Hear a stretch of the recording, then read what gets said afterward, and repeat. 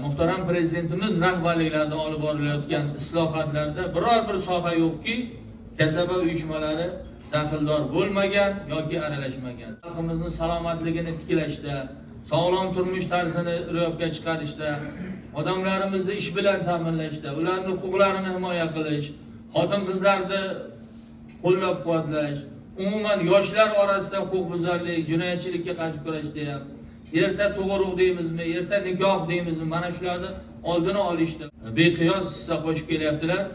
Shu fursatdan foydalanib yana bir bor bayram bilan sizlarni tabriklaymiz. Mana shunday ishlaringizga muvaffaqiyatlar tilaymiz. Hech qachon charchamang, doim sog' salomat bo'linglar. Ruxsat bersanglar endi sovg'alarimiz taqdim.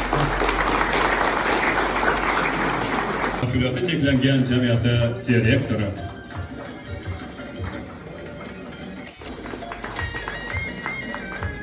G'uzor tumani 2-ko'p tarmoqli ixtisoslashtirilgan davlat maktabgacha ta'lim tashkiloti tarbiyat xodimlari va talabalari kasaba uyushma qo'mitasi raisi.